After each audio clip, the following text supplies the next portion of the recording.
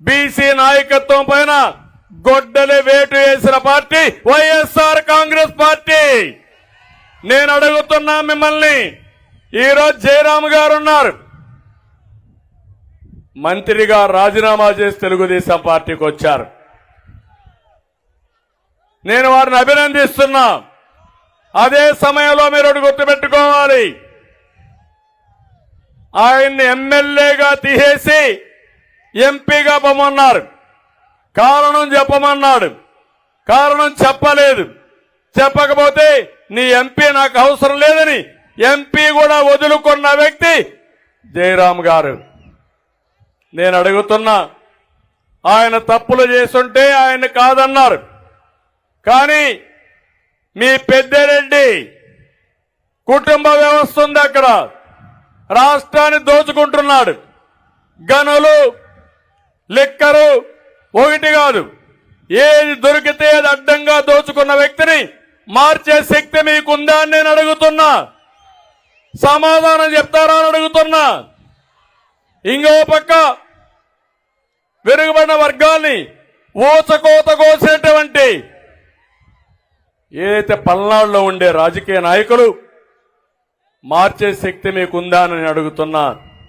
18 మంది బీసీ నాయకులు చెప్పారు, చంద్రయ్యని చంపుతా ఉంటే చంపే మునుపు జై జగన్ను నిన్ను వదిలిపెడతామంటే నా ప్రాణం పోయినా పర్వాలేదు, జై చంద్రబాబు, జై తెలుగుదేశం అని ప్రాణం వదిలాడు.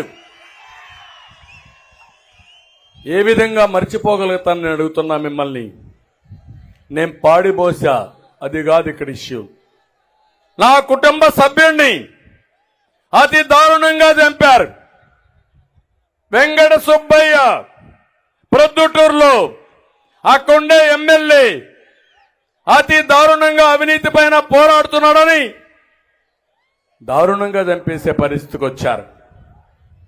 ఆ ఎమ్మెల్యేకి సీట్ ఇచ్చారా లేదని మిమ్మల్ని అడుగుతున్నా. ఆ అరాచక శక్తిని అడ్డుకునే శక్తి మీకుందా అని అడుగుతున్నా. తిరుపతిలో ఇంకొక ఆయన మీరు చూస్తే పెద్ద ఎత్తున ఎర్ర చందనం వ్యాపారం చేసి ఒక స్మగ్లర్గా ఉన్న వ్యక్తిని ఒంగోలు తీసుకొచ్చారు. అతని భాస్కరన్ వీరప్పన మారిగా ఈయన ఒక భాస్కరన్ గా తయారు అయ్యే పరిస్థితి వచ్చాడు. ఇలాంటి సంఘటనలు చూసినప్పుడు కొల్లలు జరిగాయి, చాలా అన్యాయం జరిగింది. ఈరోజు నేను ఒకటే అడుగుతున్నాను, రాష్ట్రంలో నలుగురు రెడ్లు పెట్టుకుని పెత్తందారీ వ్యవస్థతో రాష్ట్ర రాజకీయాలు చేసే మీరు, వెనుకబడిన వర్గాల్ని పూర్తిగా అణిచివేసే మీరు సామాజిక న్యాయం మాట్లాడుతున్నారు. సామాజిక న్యాయం మాట్లాడే అర్హత ఈ జగన్మోహన్ రెడ్డికి లేదు. సామాజిక న్యాయం కంటే కూడా సామాజిక ద్రోహం చేసిన వ్యక్తి ఈ జగన్మోహన్ రెడ్డి గారని చెప్పి కూడా నేను మీకు తెలియజేస్తున్నా. అందుకే వెనుకబడిన వర్గాల నాయకత్వాన్ని తీసుకొస్తాం. రాజకీయంగా ఇప్పటికే మేము బిల్డప్ చేశాం. ఈ ఉద్యమాన్ని ముందుకు తీసుకుపోతాం. రాబోయే రోజులు అన్ని విధాల వెనుకబడిన వర్గాల్ని ఆర్థికంగా, రాజకీయంగా, సామాజికంగా పైకి తీసుకొచ్చే బాధ్యత తెలుగుదేశం పార్టీ తీసుకుంటామని చెప్పి కూడా నేను మీకు తెలియజేస్తున్నా. జగన్మోహన్ రెడ్డి గారు అనుకుంటున్నాడు బీసీలంటే వీళ్లకు పల్లకీలు మోసే బోయిలు అనుకుంటున్నారు. కాదని నిరూపించాల్సిన అవసరం ఉంది. బీసీలు బ్యాక్వర్డ్ క్లాస్ కాదు, బ్యాక్ బోన్ సొసైటీ కానీ నిరూపించుకుంటామని జై హో బీసీ.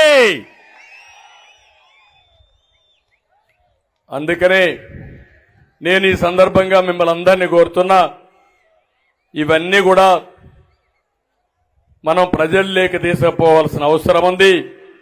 ఒక్క విషయం మీరు గుర్తుపెట్టుకోండి, మా కలయిక ఈ సమాజం కోసం కలిసిన కలయిక ఇది. నేను గాని పవన్ కళ్యాణ్ గారు గాని మా కోసరం కాదు, నాకు ముఖ్యమంత్రి పదవి కోసరం కాదు, పవన్ కళ్యాణ్ కో అధికారం కోసరం కాదు, ఆంధ్రప్రదేశ్ రాష్ట్రం యొక్క హితం కోసరం, ఈ రాష్ట్రాన్ని బాగు చేయడం కోసరం, భావితరాల భవిష్యత్తు కోసరం పోరాడే ధర్మ పోరాటం ఇది. ఆ రోజు కూడా 2014లో పవన్ కళ్యాణ్ గారు ఒకటే చెప్పారు, విభజన జరిగింది, ఇబ్బందులు ఉన్నాయి, ఇప్పుడు పోటీ చేస్తే ఓటు కూడా డివైడ్ అవుతుంది, కాబట్టి నేను పోటీ చేయనని బేషరతుగా సమాజం కోసం చెప్పిన వ్యక్తి పవన్ కళ్యాణ్ గారు. అక్కడి నుంచి అనేక సందర్భాల్లో వారు సంఘీభావాన్ని తెలియజేశారు. సమాజ హితం కోసం పోరాడాం. మొట్టమొదటి మీటింగ్ యువగళం, రెండో మీటింగ్ తాడేపల్లిగూడెం, మూడో మీటింగ్ బీసీ గర్జన జై హో బీసీ మంగళగిరి. 3 మీటింగులకి రాష్ట్రం మొత్తం వైసీపీ గిజగిజలాడుతున్నారు. ఓటమి తప్పదు. ఇంకొక 2-3 మీటింగ్లు అయితే మీకు అడ్రస్ కూడా గల్లంతో డిపాజిట్ కూడా రావు. ఈ విషయం గుర్తుపెట్టుకోవాల్సిందిగా హెచ్చరిస్తున్నా. ఇంకో పక్క ఈరోజు ఇక్కడికి వచ్చినప్పుడు మంగళగిరిలో కొన్ని విషయాలు చెప్పారు. ఇక్కడుండే ప్రతి ఒక్కరికి పూర్తి హక్కులు కల్పిస్తూ ఇంటి పట్టాలు ఇవ్వాలన్నారు. మంగళగిరి నియోజకవర్గంలో మీటింగ్ పెట్టాం కాబట్టి నేను ప్రత్యేకంగా హామీ ఇస్తున్నా, అందరికీ పట్టాలు ఇచ్చే బాధ్యత తెలుగుదేశం పార్టీ తీసుకుంటామని హామీ ఇస్తున్నా. ఇది కాకుండా ఇక్కడుండే ప్రజల కోసం ఒక 20,000 ఇండ్లు టిట్కో కింద నిర్మాణం చేయమన్నారు. తప్పకుండా చేస్తామని చెప్పి హామీ ఇస్తున్నా. మంగళగిరి చేనేతకు ప్రపంచ స్థాయి గుర్తింపు వచ్చే విధంగా వాళ్ళ ఆదాయం పెంచడం కోసం ఒక కార్యక్రమం చేశారు. అది కూడా మీరు చూస్తే టాటా సంస్థ భాగస్వామ్యంతో వీవర్స్ శాల ఒకటి ప్రారంభించి ఆదాయాన్ని డబుల్ చేశారు. ఇది మంచి శుభ పరిణామం. చేనేత కార్మికులపైన ప్రత్యేకమైన శ్రద్ధ పెడతాం, దీన్ని రిప్లికేట్ చేస్తాం, దాన్ని పూర్తి స్థాయిలో మంగళగిరిలో అమలు చేసి రాష్ట్రం అంతా అమలు చేస్తామని చెప్పి హామీ ఇస్తున్నా. ఇది కాకుండా స్వర్ణకారుల కోసం ఒక స్వర్ణకారుల కార్పొరేషన్ అడిగారు. ఎట్టి పరిస్థితులు పెట్టవలసిన అవసరం ఉంది. చేసే బాధ్యత జనసేన తెలుగుదేశం పార్టీ తీసుకుంటాం. తాడేపల్లి పరిధిలో ముందుగా మనమైతే U1 జోన్ ఒకటి పెట్టాం. ఏవైతే కొనుగోళ్లు ఉన్నాయో ఆస్తులు అమ్మకూడదని అప్పుడు తీసుకొచ్చాం. ఈ రోజు నా దృష్టి కూడా వచ్చింది. భవిష్యత్తులో అధికారులు రాగానే U1 జోన్ ఎత్తేస్తాం. తద్వారా ఫ్రీగా మీ భూములు మీరు అమ్ముకునే స్వేచ్ఛ మీకు ఇస్తామని మీ అందరికీ హామీ ఇస్తున్నా. ఈ రోజు నేను ఒకటే మిమ్మల్ని కోరుతున్నాను, మీరందరూ ఒకటే గుర్తుపెట్టుకోవాల్సిన అవసరం ఉంది.